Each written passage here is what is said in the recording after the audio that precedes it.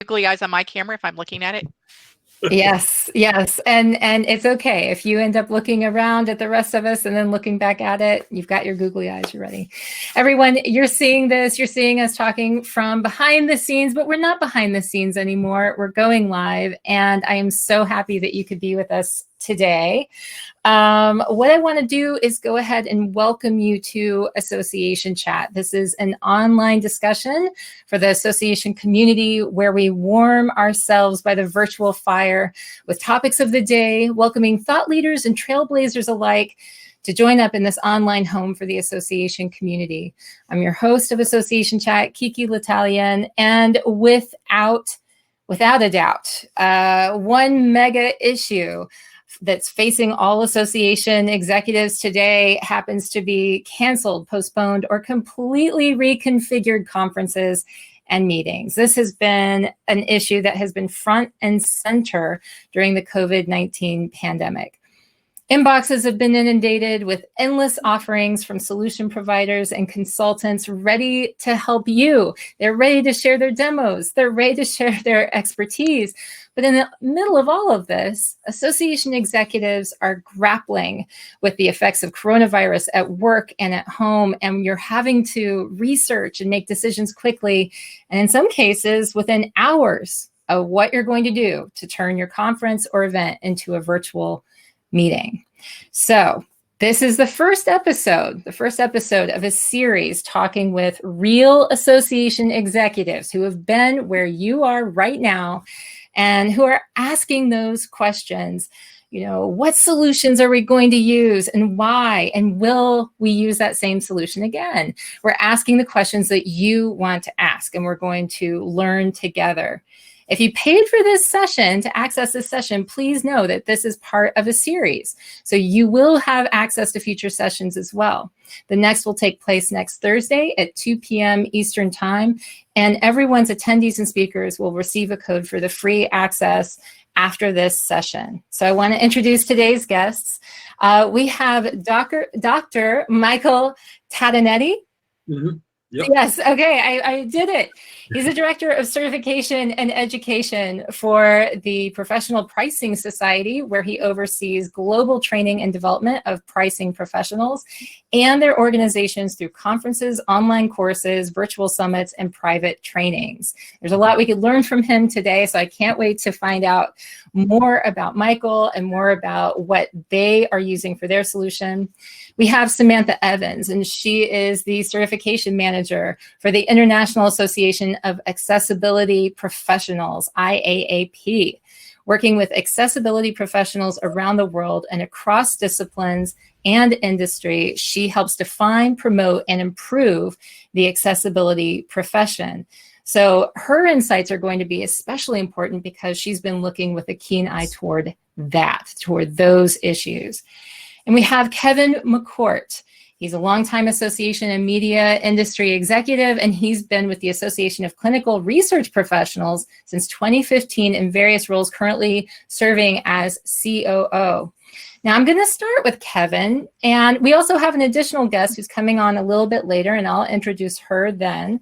I want to start with Kevin because on March 4th, this is an interesting story, he was on the final site visit for their annual conference. It was in eerily quiet Seattle, days after the first COVID deaths. On March 6th, while at the airport, the association's conference replay partner called to go over options for hybrid or virtual only events. Have you been there? Have you been in this situation? Talk about trying to decide immediately what you're going to do. And listen, their conference kicks off Thursday. So welcome. Let's talk a little bit about this. Okay, Kevin, we're going to start with you. Talk to us about what happened, where you are now, and what solution you're going with. Sure. We started thinking about it while I was in Seattle. It was clear that the city was not the vibrant venue that we expected it would be. Our partner for conference replays is Digitel. We've been with them for about 10 years. They do 2 webinars a month for us as well. And their VP called me while I was at the airport on the way home and said, I've got some solutions for you. I want to talk about it. So I listened for about 20 minutes and I said, Brian, that's all great, but I need a week to figure this out. I don't know what my hotel convention center obligations are going to be. Got back home, and within 5 days, we put a business plan together. We had 85 confirmed sessions for the face-to-face conference, with attendees getting 24 contact hours, which is critical. We flipped that over. We now have 25 hours of online programming with mostly the same speakers.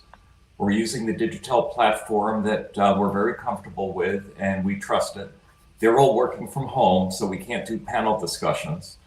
And then another partner, NetForum at Community Brands, showed us a way that we could take all of the conference registration that we had and flip it so the money came back into the individual's account and they can spend it on other products and services.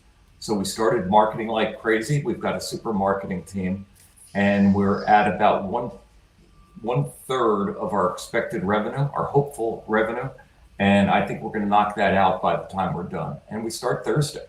Oh my gosh. And so when this happened, when you had to make the decision to do all of this, and it looks like it's going really well, remarkably well, all things considered.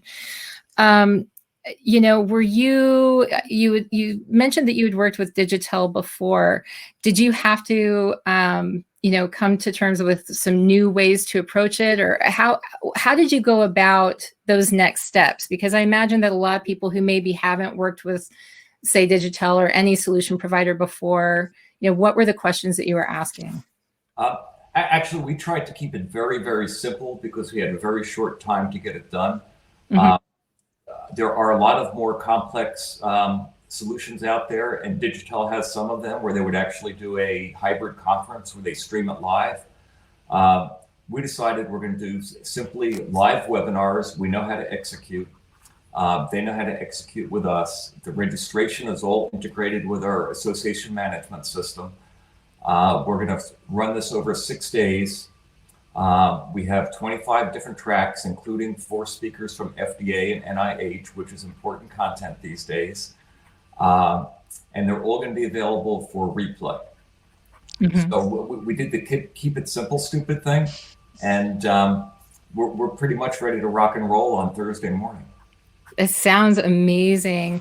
I think that the keep it simple thing is something, it's a common refrain that I've been seeing from a lot of people who are saying, look, I understand that there's amazing technology out there, but we're just trying to make something happen that has the least amount of breaking right now that we know we can control. Right. Yeah. So I want to bring this over and talk to a couple of our other guests. And of course, we're going to be coming back to you. And I hope that as we're talking, this is an open discussion. So if you hear something that resonates, please speak up. And also guests, if you have a question, please enter that into your Ask a Question feature over here to the side, or even add it to the chat if that's easier for you to do. All right, so I'm going to move over to Michael. Michael, okay, you've used Crowdcast before. I know that this is a solution that you've gone with. And you have this expertise in training. Talk to me a little bit about the events, conferences, how you've used this platform before, and what you're doing with it right now. Yeah, so I would say we were fortunate in that we have kind of been ahead of the curve with digital transformation and moving things virtually. And that really came out of the birth of the 08-09 recession. And so, the similar situation, before we had to cancel meetings, and that was our business model, was live meetings. And after that, we began creating online courses and pivoting. And so we have really focused over the last decade on creating online courses and more webinars, podcasts, digital content. One thing that we've done over the past year, we've been walking out a new strategic plan where we had already been kind of testing going more virtual. So we were kind of prepared for this. It's made it a bit easier. For us, we had a live event. We do 4 live events a year. 1 is virtual. The other 3 are in person. We do 2 in the US and 1 in Europe. And then we rotate some years to Asia Pacific and Latin America, but this year we weren't going to either. So we had 3 live conferences to basically transition to online. And what we've done is we're using Crowdcast. We're doing a virtual summit in place of our spring conference. Our spring conference would have been in 2 weeks, less than 2 weeks now, last week of April. And so I would have been flying out next weekend. And we're moving that to the middle of June just to give us a little bit more time. And one thing that we're doing a bit differently is we're not replicating the exact format. That's something that I would caution most people to think, okay, we normally have, like I heard Steve or Kevin saying that he has a 6-day event. Chances are it's probably not normally 6 days. Most of us have 2-day, 3-day, 4-day events. I would highly recommend thinking of stretching it, either that or just get it done in 1 day and plow through it. Replays help a lot. But one thing that we're doing is we're stretching our 2-day event over 4 days. We're going to do kind of the same amount, but we're going to condense down so that we're only taking up half days. We are using Crowdcast, which is this platform. We've used this for our webinars for years now and for our virtual summit for 4 years. This will be our 5th virtual summit in June over the last 4 years. And what I love about it is you can have up to 4 screens, as you can see right now, Brady Bunch style, where we can all look around. And you can also share a screen, but that counts as one of the screens. So like if Kiki were sharing her screen to do a presentation, that knocks somebody out. Some other kind of things that we're toying with for our June summit that are a bit different is we're going to focus more on panels more than normal. This way we can get more thought leadership and speakers in on a concentrated topic rather than one person lecturing for 40 minutes. I love the chat functionality. I love the ask a question feature. And then also a few other options that you can do with Crowdcast and with some other tech as well is you can download the replays available immediately after. So like for all of you who are watching, if you refresh this about 5 minutes after we go off, it's automatically there. Kiki doesn't have to do anything to do that. It's automated, which is really great for access. And then you can also embed this into most LMSs, or you can download the MP4 video and embed it into your LMS later, which is something that we do because our virtual summits count for continuing education credit for alumni of our certification program. So we move them there and give our members access, et cetera. So there's a few different things that we do, but we're currently pivoting our April conference to June. And then we're looking at some higher production options for our October conference.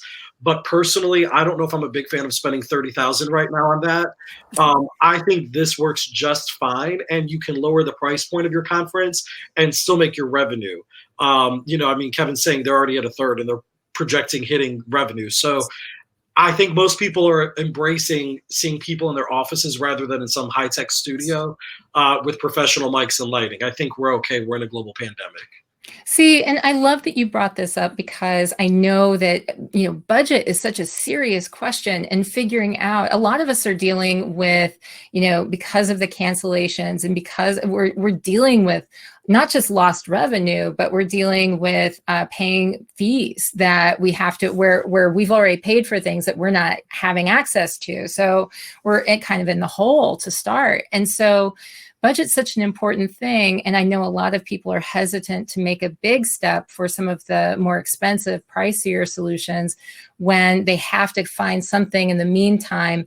And they're thinking, well, maybe I'll do something now and I'll do something different later. So I think really this information gathering period is so, so important.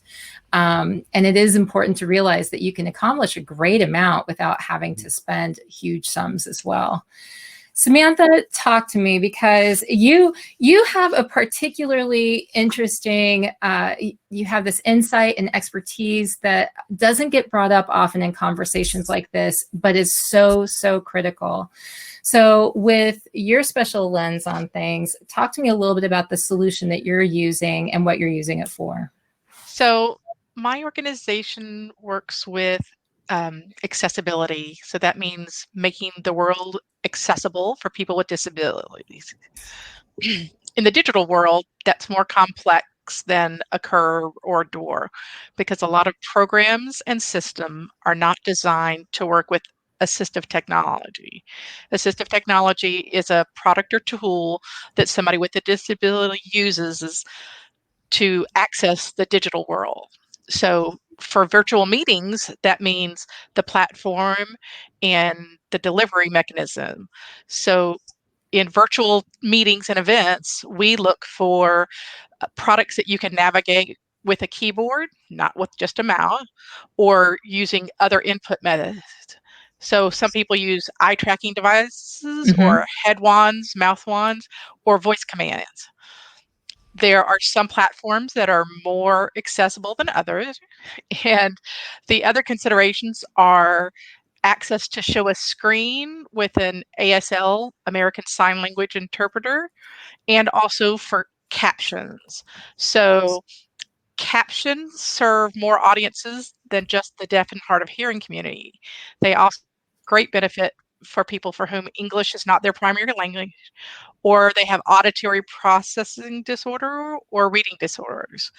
And caption transcripts can become your evergreen content material for marketing and other delivery mechanisms. Sorry, I'm losing my voice. Oh, that's okay.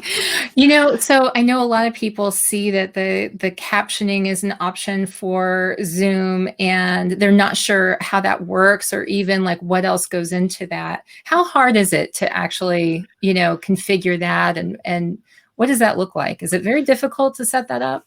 It's not. There's a couple of options. You'll see auto captions, Mhm. which use artificial intelligence. And if you've ever watched a television broadcast, you might recognize the difference between what you hear and what you see. So artificial intelligence is getting better. Some platforms have built-in artificial intelligence captions, auto captions. You can also contract with live captioners. They listen and type and can correct while they're typing captions. Those are more correct. And if you're relaying anything that's important for medical, legal, or education purposes, it can make a difference. Yeah. So all of the platforms have a plugin, an API, an interface that allows you to plug in your captioning tool of choice, whether that's a person or a product or a tool. It's available on all, and you can pick what portable or available or your preference. All right. There are so many interesting questions that are coming in already.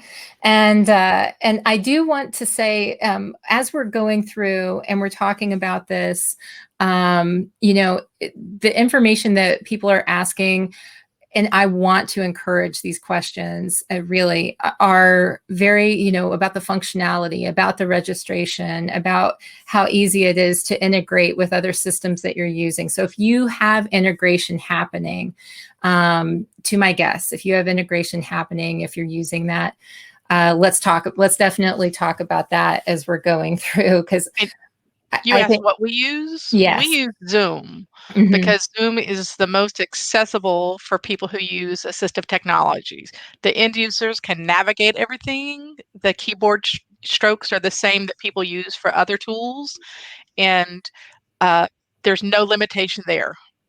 So that's our choice as a platform. I got it. I see that somebody's asking, Lori is asking how Crowdcast compares with Zoom webinar. Does anyone know about that? They signed on with Zoom last month. Can anyone speak to that question? Michael, do you know the difference? Yeah, I can. Yeah, I was trying to without jiggling my computer one time. But I've got like my standing desk set up so it moves a little bit. But for me, again, from an accessibility standpoint, Sam is right that Zoom is best. So I think it depends on your goals. from a business perspective, and I'm not negating the need for accessibility, because Sam and I are actually friends and talk about this a lot. We're both here in Atlanta. But for me, I like Crowdcast better for a virtual event for a few reasons.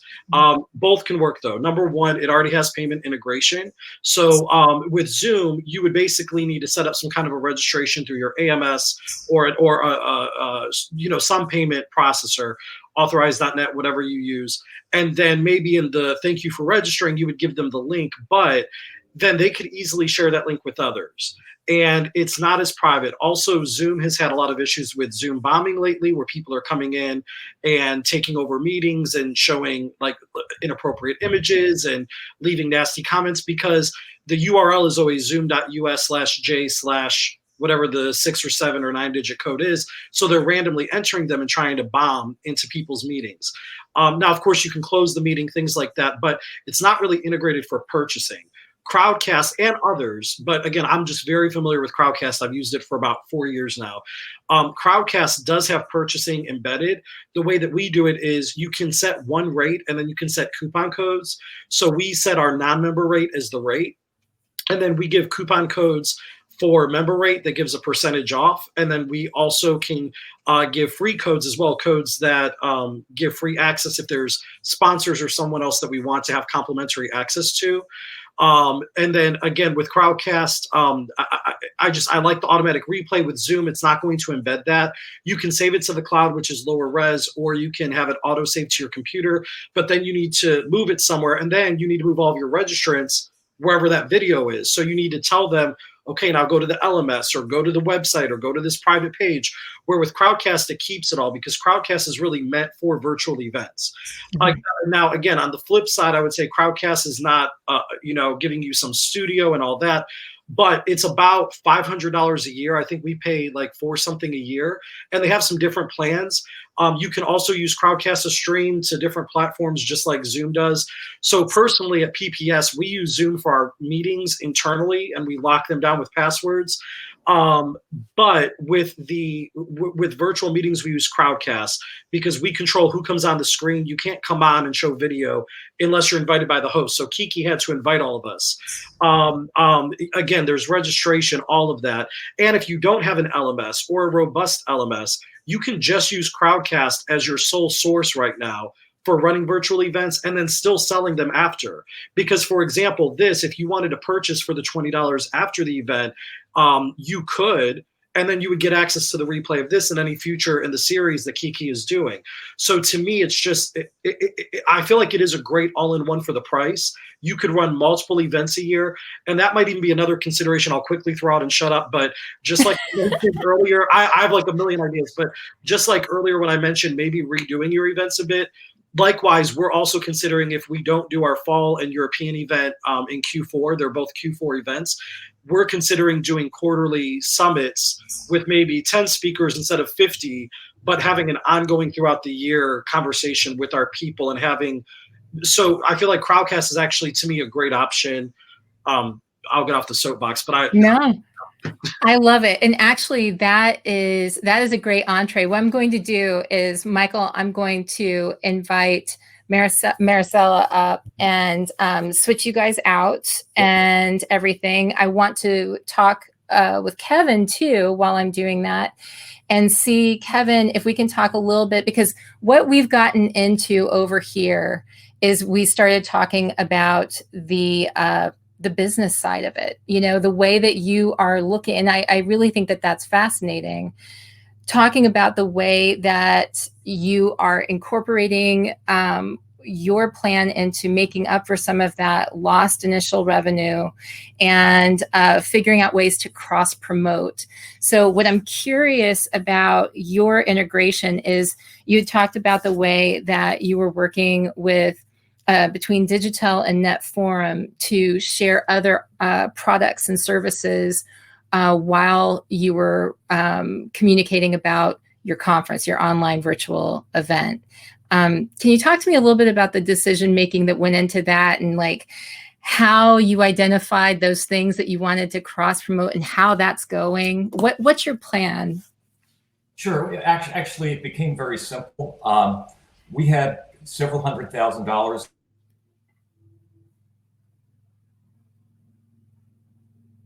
Uh-oh.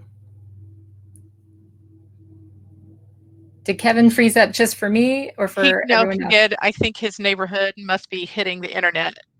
Oh, oh yeah. So I think we have Maricela who is inviting. Let's see if I can get Kevin back on. And this is the way that this happens, right? You know, you're going with a live event and sometimes these things happen. It's great to have a co-host so that somebody else can help navigate, and especially as you're pushing all the buttons and trying to make sure people are coming on. Vanessa said that she's crashed twice for her live programs. I didn't know that. That didn't happen when I was with you. Vanessa's with SAE, so Empire State. And I had an excellent experience both times when I was speaking with that group. Okay, Kevin, I don't know where you lost me, so let me know where to start. Okay, Kevin, let's get you back up here. And we lost you pretty much from the start when you started joining. So are we back? We are. So go ahead and take it from the top. Uh-oh. Can you hear us? Hello? All right. Well, Kevin's going to keep trying to do that. Can you talk to me a little bit about, Samantha, about how you've been looking at your strategy for everything from, different things to offer to how turning things virtual? And I don't know if you can answer this question. So if you can't, let me know. But we have a large event that usually is in June, an international conference. And we've postponed it until September. But one of the considerations we're taking into the mix is that a lot of our membership cannot travel because airplanes are not friendly for people with mobility challenges and other disabilities. So we're looking at the benefit of adding in the extended virtual experience when we do bring in-person events back. So we also are going to consider the budget about streaming. If you have single speaker at a podium, we're going to set up the webcam on the laptop and allow it to be a live webcast out to people who are joining us virtually. They'll share the screen from the same lab, and the people in the room will see the actual presentation on a larger screen. So we're going to bridge the gap between streaming budget consideration and virtual and in-person together. Well, I think that is definitely one approach. I'm trying to add Maricela. Are we still live? We are, yes. Yes, can you hear us, Kevin? Okay, let me see. Well, okay, so that's another aspect of everything. Kevin, if you can hear me, yes, we're still live, and we hope that you can join us very, very soon. And I do hope that Maricela can jump on. I'm not sure what exactly is happening with that. But in the meantime, we might invite our other friend back on and see if we can get Michael to join. So folks, what questions do you have on the tools that we're talking about today? We've been covering a number of different tools, and let's see if I can even invite Michael back on. I don't know. We also use Microsoft Teams, and I actively participate with GoToMeeting and WebEx on a pretty regular basis, and Adobe Connect and BlueJeans. So they all have great benefits, and they have different audience purposes, and many of them you can adapt if you're having to do this in a pinch. So getting to know how best you can relay and engage an audience so it's not a talking head is probably the top benefit to explore. And then how to engage your audience virtually, as we know how to talk to a room and read a room, but it's a little different when you're in a virtual dynamic. It's so true. And, the thing I think that people are struggling with is how to get that engagement. And we have some tools that are built in for webinar platforms. If you look at GoToWebinar, the polls that are built in, we have a poll feature here. And it can be really, really helpful to increase that interaction. But, I think that a lot of presenters, unless prompted, they're not thinking about ways to do that. We're not thinking about ways to engage. And also there's this concern about etiquette, right? If you haven't talked about this ahead of time, is it okay? What's okay for a presenter to try to do with the audience? And so there's definitely a lot of room for improvement, I think, no matter what platform you're really using. Debbie says, for those with virtual conferences with lots of sessions, do Crowdcast or other platforms have a landing page after logging in to see or filter all of the sessions? If not, how are you managing that need? Okay. And Kevin, can you hear us? All right. Michael would be the person to answer the Crowdcast. Oh, there's Maricela. Hey. Hey. Maricela. Hi, everyone. Okay. First of all, can you introduce yourself a little short intro, because you're jumping in. I introed everybody else, didn't have a chance to introduce you. Sure, no problem. I am Maricela Arias Cantu. I currently work at the Society for Public Health Education. I've been there for 4 months, but before that, I was at the American Society of Nuclear Cardiology. I have experience with virtual events, live conferences. I did my first virtual conference in 2010 after the recession, and then with most recently in March, turned around a live event to a virtual conference in just 1 week. Wow. In 1 week? That's either very amazing or very stressful. I think both. I think it was amazing and stressful, right? 1 week is insane. Yes. Okay, so talk to us a little bit about what you're using right now. What made you choose it? Talk us through, and the event that you're creating with it. Mm-hmm. Sure, absolutely. So our conference usually draws about 800 attendees. We have about 45 different sessions. We always have pre-cons and post-cons. So given the short amount of time that we had to produce this event, we had to make a lot of quick decisions. So I really liked what Kevin said earlier about, basically reducing the amount of variables. That is very key. And you want to be certain that you're decisive. So right away, it was right after Austin South by Southwest, they canceled. And so my CEO and myself were doing a lot of emailing behind the scenes of what should we do? Maybe we should consider going virtual. So this is something that Sophie has never done before. We've never done a virtual conference. We have done webinars, and that's something that we are very good at doing. But I said, I think this is something we could really embrace. And so we did. So that weekend is when we reached out. I actually reached out to a few companies. One of them is the one we selected, ComPartners. And so what is really nice about what ComPartners has been able to do for us is we really wanted to reproduce something that was very much familiar with our members. So that's where the quick decisions came in and reducing the variables. So what you want to do is really come up with a list. I would actually focusing on 5 things that you want to accomplish. We wanted to make sure we wanted to retain our sessions as much as possible. So we looked at our pre-cons and post-cons. We figured those were variables that we didn't really want to deal with at this moment because there were lots of moving parts. So we canceled them except for one. And we focused primarily on the plenary sessions and the oral sessions. And anything that required a little bit more engagement, like the roundtables and our Ignite sessions, which were more like TED Talks, we actually tabled them. And so those are sessions that we want to focus on throughout the rest of the year when we have more time to plan. Also on our list of 5 was that we really wanted to emulate our exhibit hall. So that was something we definitely wanted to deliver. So when we talked with ComPartners, They said, when we talked to Rich and his team, they said that is something they definitely could do, and they did. So our virtual exhibit hall looked very nice. There was a tab in our virtual conference environment where someone can click on that tab, visit the exhibit hall. There's a tile for each exhibitor.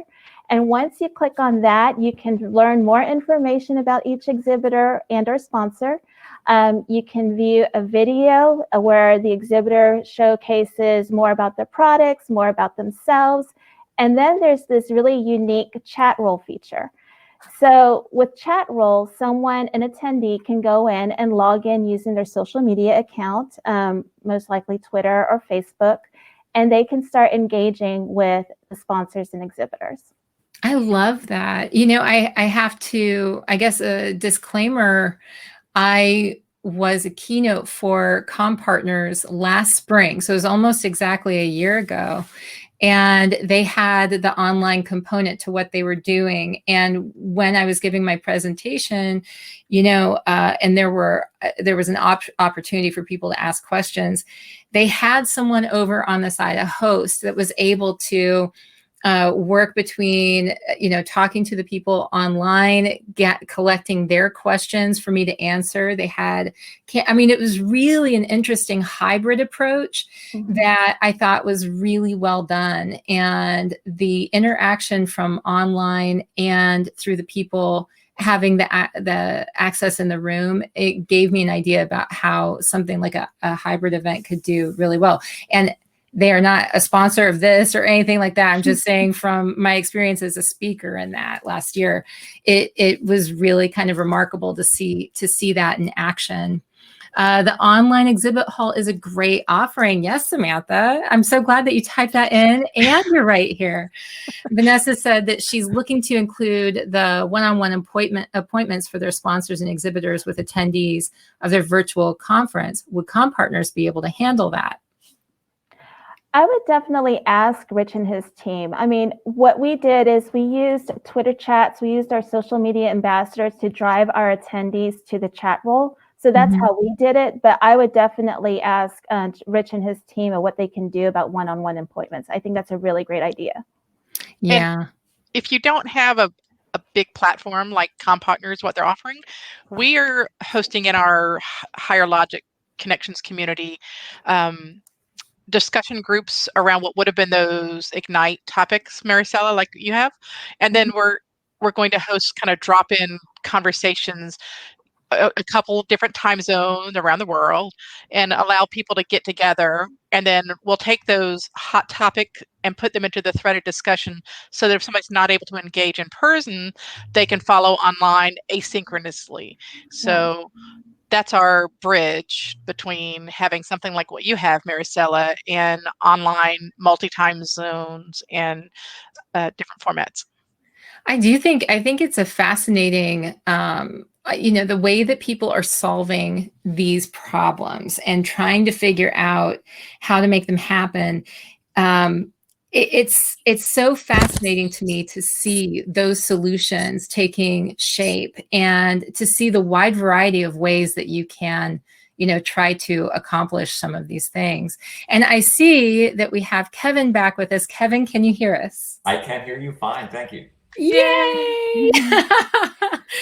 So what I want to talk with you about, and we got started doing that, and I want to venture into that a little bit more, is that money angle, because I know people are really nervous about how are we going to even approach our revenue streams and figuring out how to make up for maybe some lost revenue or some of these fees that we've incurred.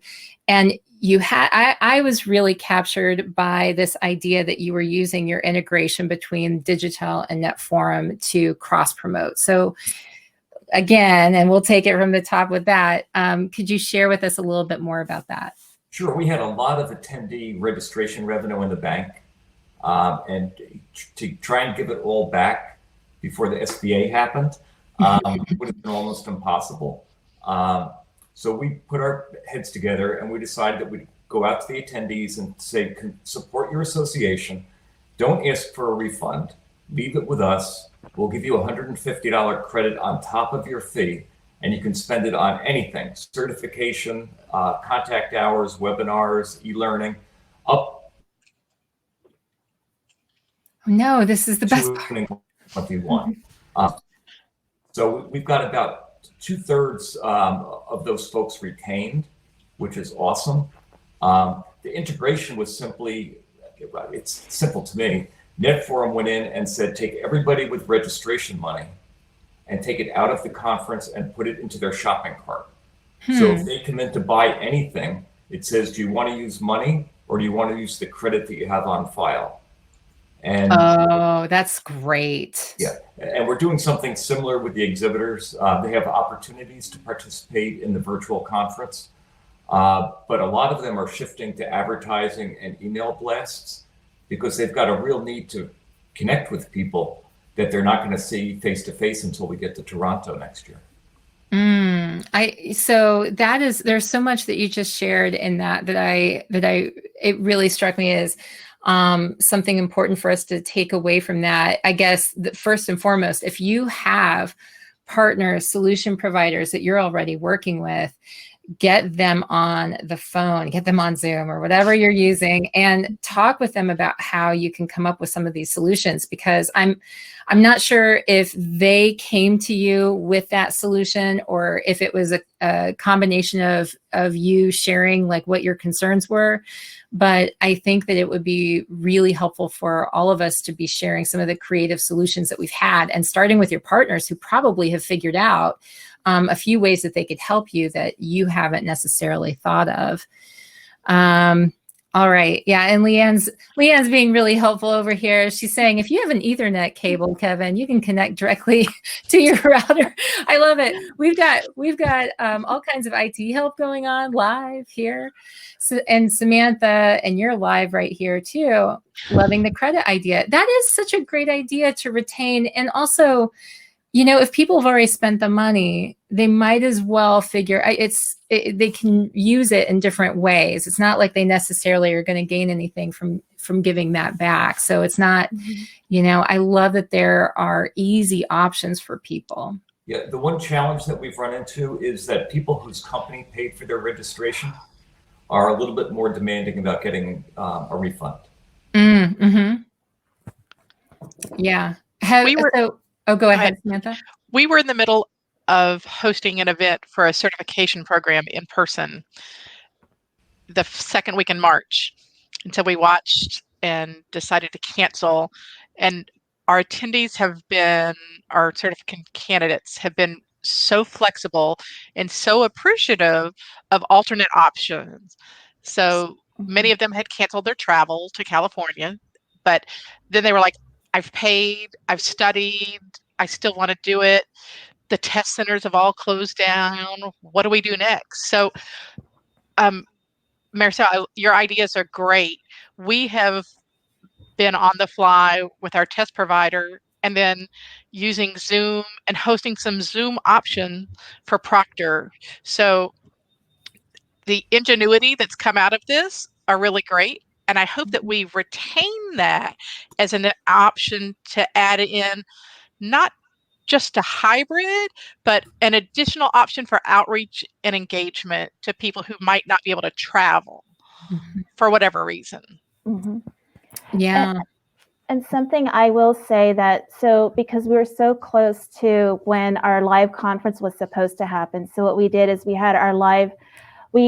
rolled out our content in a unique way. So we offered our content, we launched the week that we were supposed to be live in Atlanta.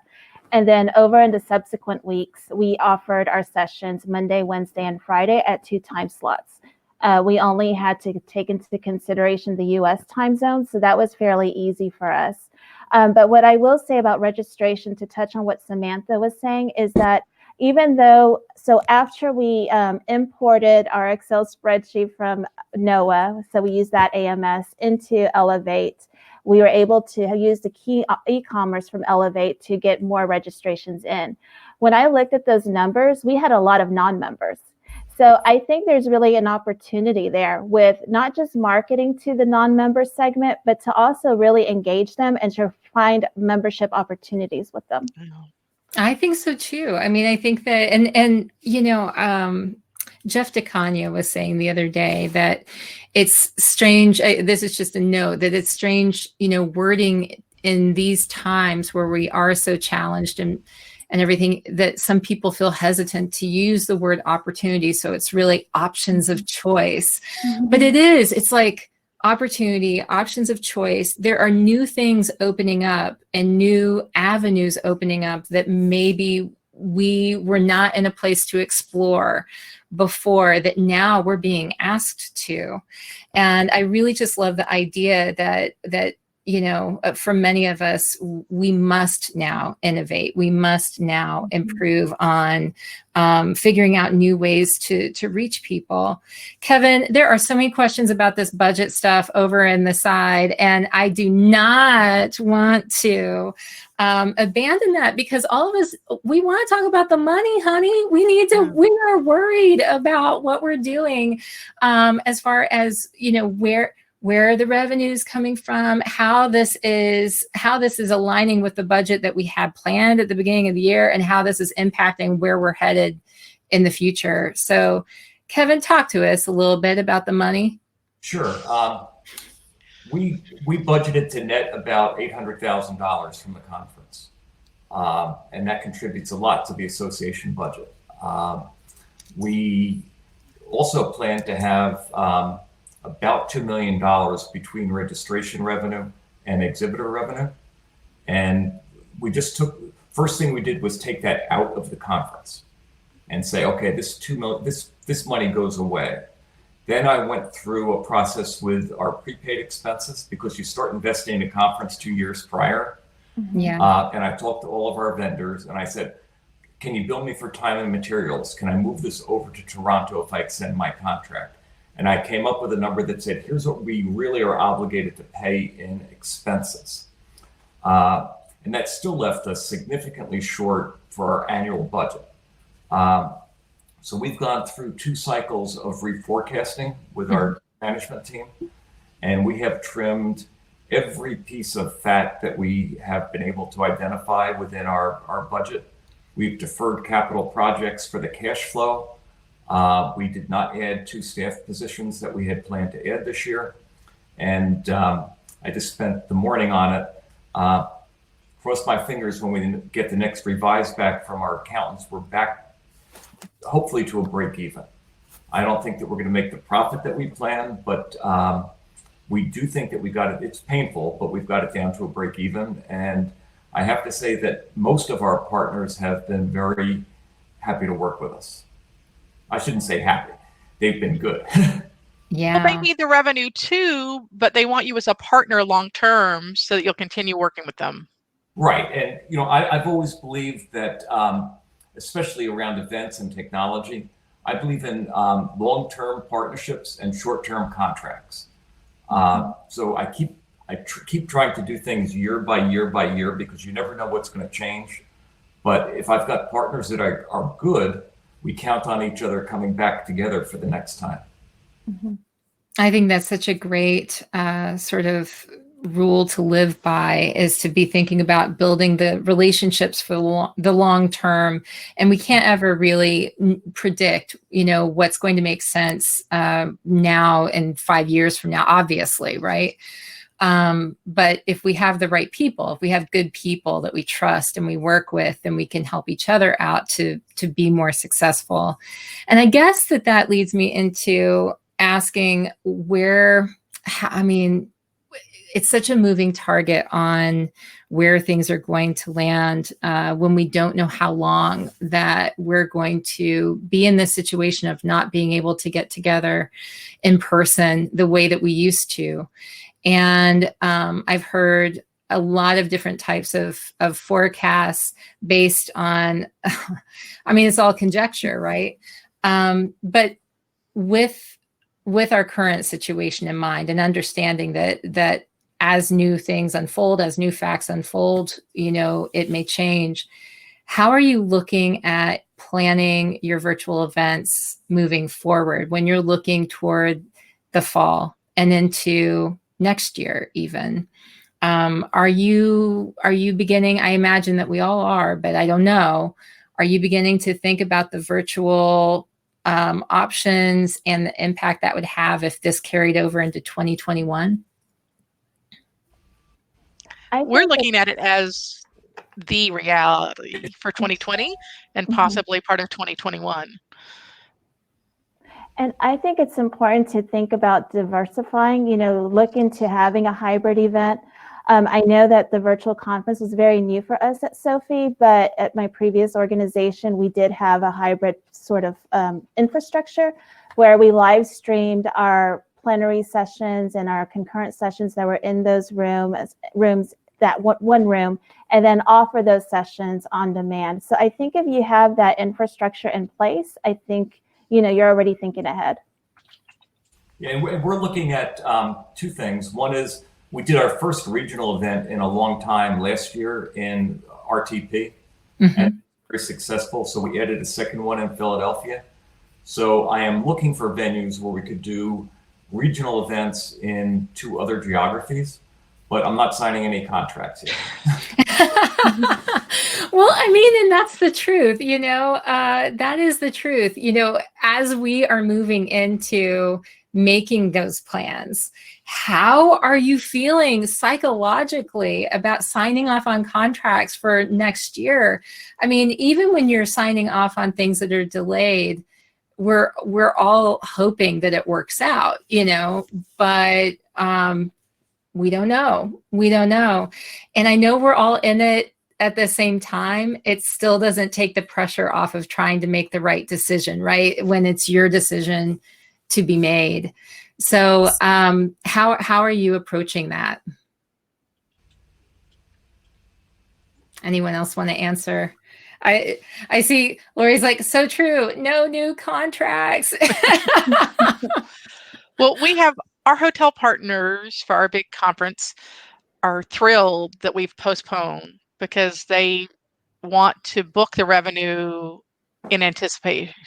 So that eliminated our performance obligation for June. We had a minimum that we paid.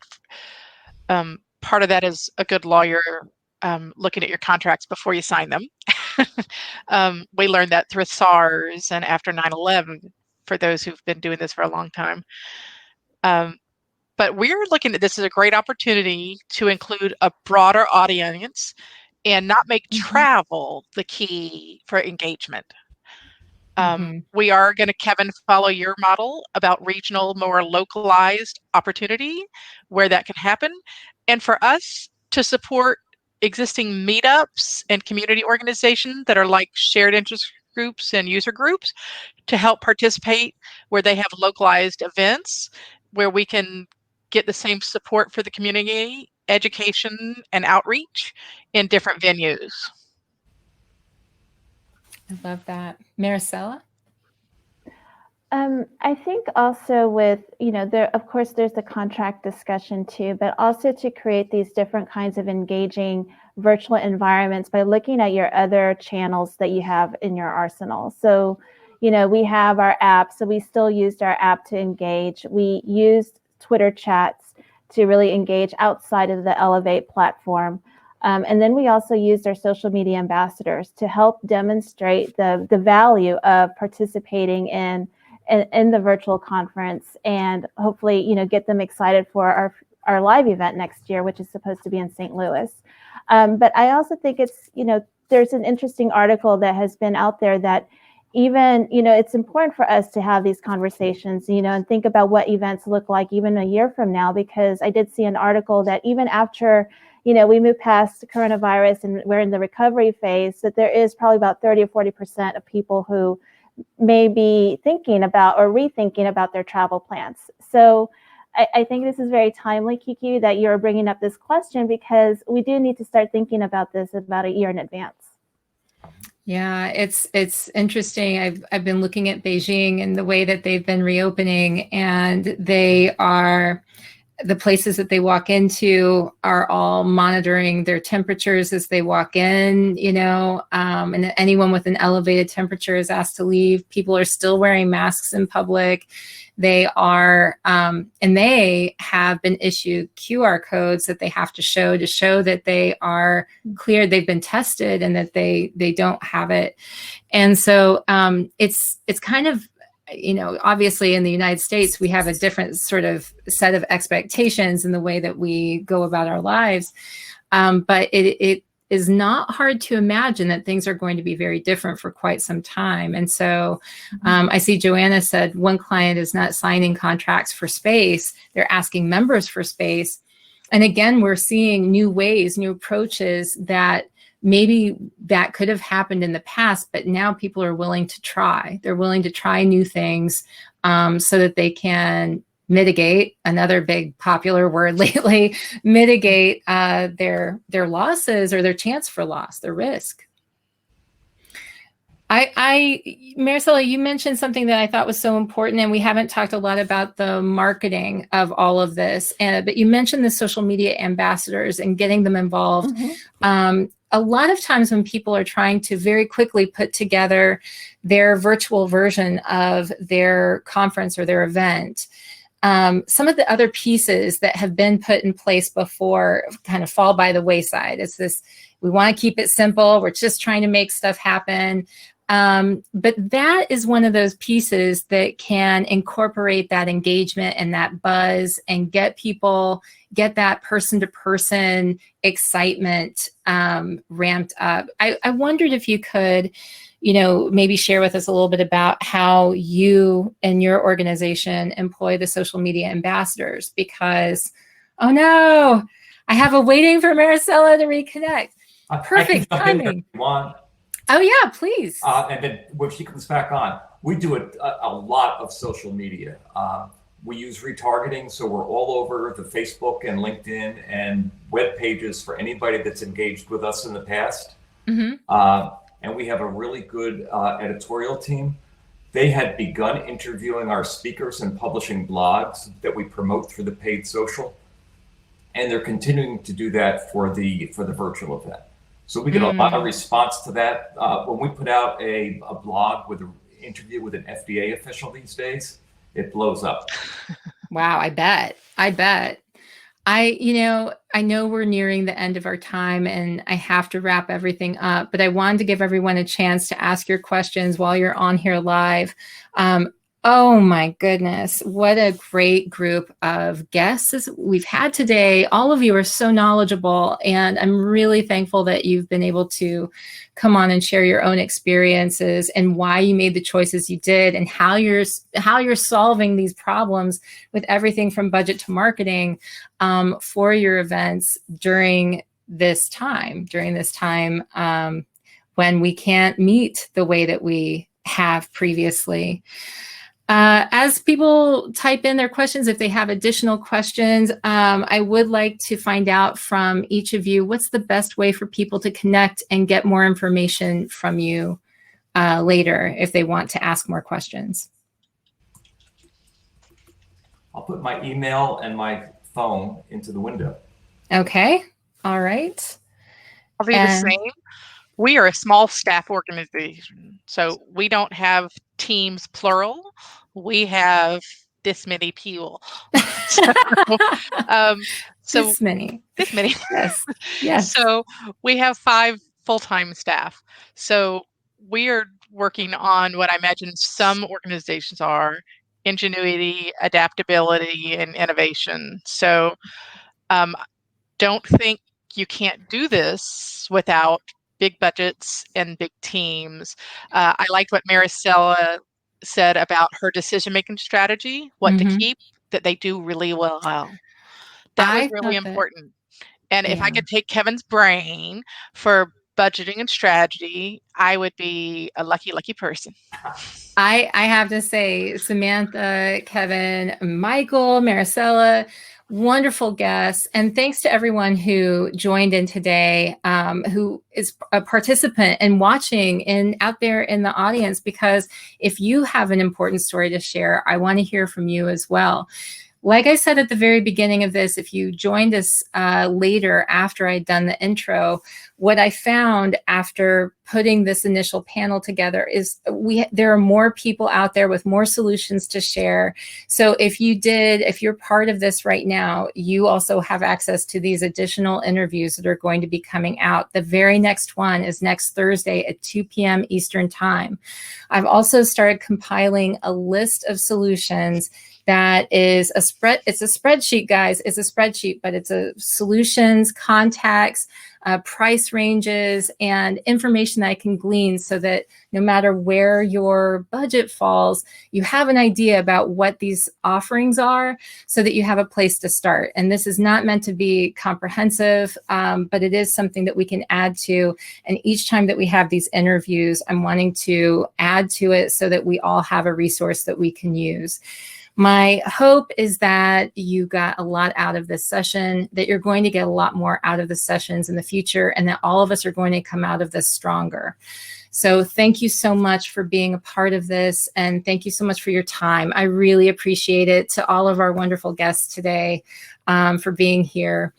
I will be posting, the replay will be available, as Michael shared earlier, about 5 minutes after we close out of this session. I will be posting an additional information onto the website. And because you paid to have access to this, you're going to have access to the additional spreadsheet of information, to the future interviews that are taking place. And, so that's going to be specifically for all of you so that we can stay informed.